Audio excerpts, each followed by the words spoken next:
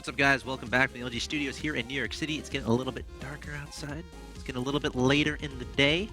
Of course, we're having a great time here. We've been here since about, I think, 1:30 is when we started. Of course, we have a bunch of players still playing in this very important tournament where the top 8 qualify for the Premier Division of WCS America. Right now, we're watching Sage versus Macsed. Let's get into Game 2, where Macsed is currently up 1-0. And here we are in Game 2 on Cloud Kingdom, the top right-hand location. We have the Red Protoss player, who is currently down 0-1. He must win 2 in a row to remain in this tournament. Representing Team Root Gaming, it is Sage.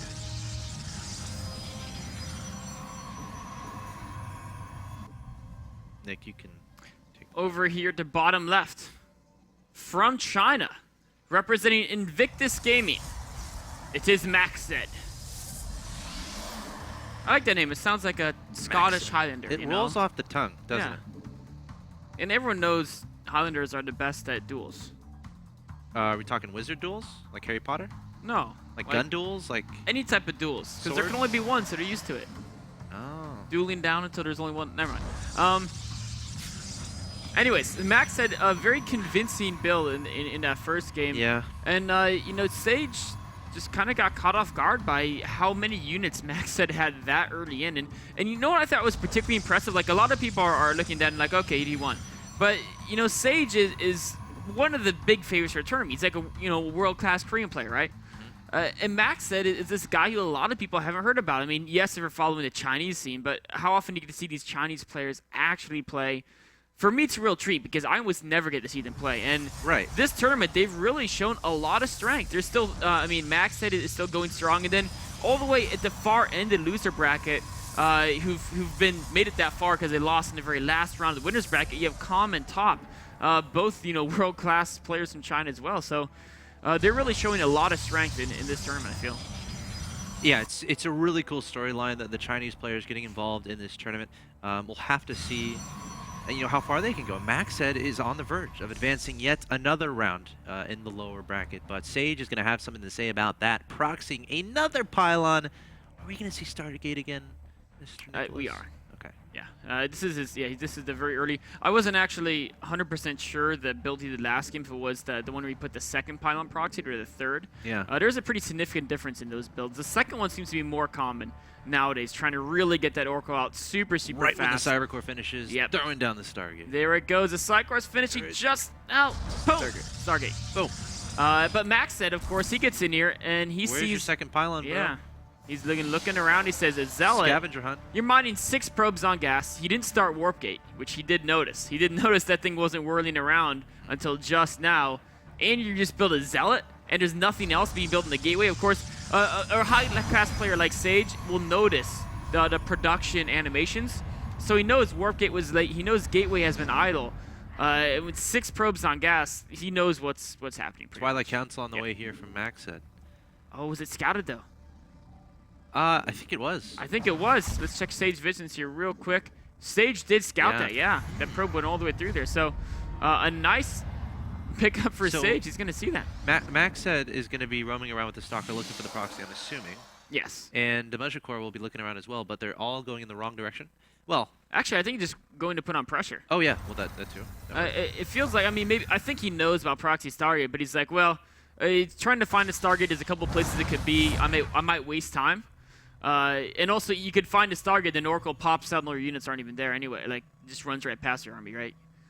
So he could be willing to put on pressure to try to, you know, do damage to Root Sage while Sage has very little units back at home to defend. This time, though, Sage did not forget that Oracle. The timing is great. There it goes, right into the main base of Macsed. Does he have any Stalkers here to defend? I don't see any right now. No, there's no Stalkers here. The probes are going to be vulnerable. Oracle heading straight to the middle line. 3 kills, 4 kills.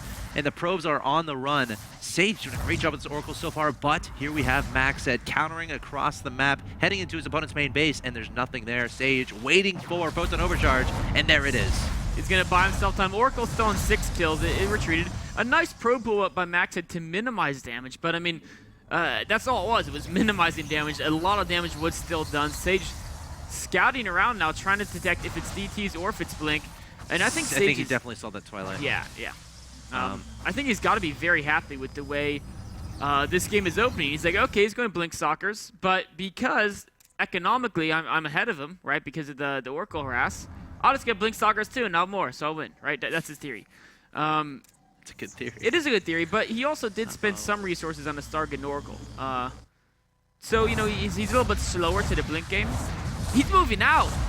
He's 3 gates. Is Sage really going to move out? Yeah, he has 3 gates. But, I mean... 4 gates, actually. Max said... If Max Oh, said the Zealot is trapped. That's... Poor Zealot. I hate when that happens. Though, for me, it's always a sentry. So, of course, something more valuable. I'm a little bit worried for Sage. If Macsed actually moves out and they fight, Macsed has blink and Sage doesn't, so he could be very cost efficient. I mean, he only has 4 Stalkers, so he can't do too much. And he's saving... well, he put down a Dark Shrine too, so yeah, that's less resources into his Stalker. But and his Zealot is trapped. If he just went for hardcore Stalkers, Sage might have been caught off guard here. As it is, though, Sage is going to be fine. But I don't know if Sage can kill Macsed either. I wonder... He's got a sentry. Okay, because there's Photon Overcharge. So So remember, this key pylon is going to be very good for opening DTs. That's such a good point. And He's not gonna force field. still doesn't have Blank. Oh, I don't know about this decision from Sage. This is very dangerous indeed. Dark Shrine is about to finish. And he doesn't have any detection back home. Let's keep that in mind. Engagement going to happen here. Time Warp going down. And the Zealot trying to get some damage done, but the Stalker's just going to blink out of the Time Warp. 1 going down. Sage going to continue to come forward. Photon Overcharge should be happening The momentarily. Zealot tries to get into action. He's like, let me at him. He's going to unleash the Zealot. Uh-oh, you don't want to do that. Yeah. He is mad. Oh, It'd but be the funny first if Sage DT is just, warped in cross if Sage just typed "You're welcome." That'd be pretty funny. that would be pretty funny. Sage is doing great damage here, though. He's got a lot of units.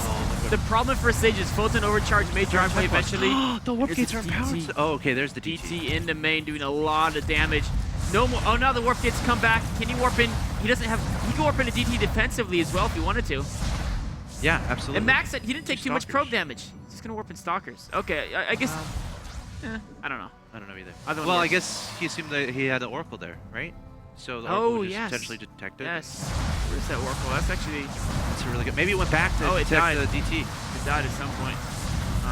Either way, Sage gonna try to trade. Photon Overcharge is gonna push him away at least for now. And Sage is DT. long distance mining. Pylon's dead. Where's the Robo? Oh, okay, Robo- he wrote it. He put it in the natural. Okay. Yeah, very, very smart play there. And he's getting some minerals from long distance mining, so he's gonna be able to get that Observer out. The problem is that Max is gonna continue to make blink Stalkers and Sage can't, right? Because he's only long distance mining. And as Sage is actually microed so well. Yeah, and he has some Militia Core here as well to Oh, help but out. now it's going to be 7 Stalkers versus only 5. And even though Sages have more life, I think that's going to spell doom for him. As Max said, Stalker count just gets too high. Now it's up to 8 Stalkers for Max said. Or 9, 35 actually. to 25 is a supply advantage here for Macsed. Sage trying to make something happen. This is a must-win situation Yeah, for it's the not Protoss player happening. from Team Root Gaming, but it doesn't look like he has enough Stalkers to deal with this from Macsed, and Macsed takes the victory. Wow. Whoa, that was cool. You see that? That was pretty cool. All right, 2-0 over Sage. Yeah. That flag was really cool, that transition. Good job, production. By the way, I want to give a shout out to our production crew. This was supposed to be a day off for pretty much everyone, Yeah. but they were willing to come in Saturday and Sunday. Do we have a camera shot? I thought we had a camera in the production room. Can we?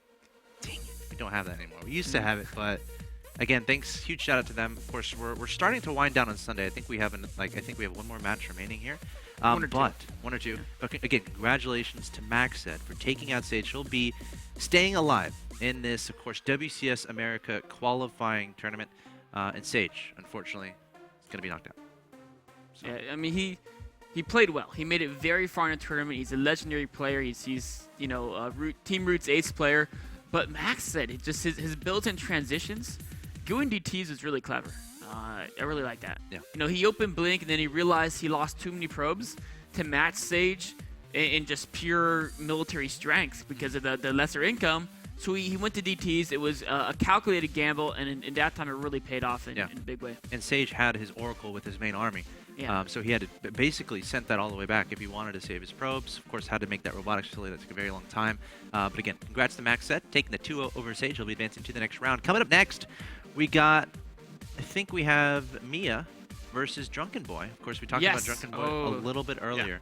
So guys, stay tuned. More StarCraft 2 action coming your way from the WCS America qualifying tournament. See you in a bit.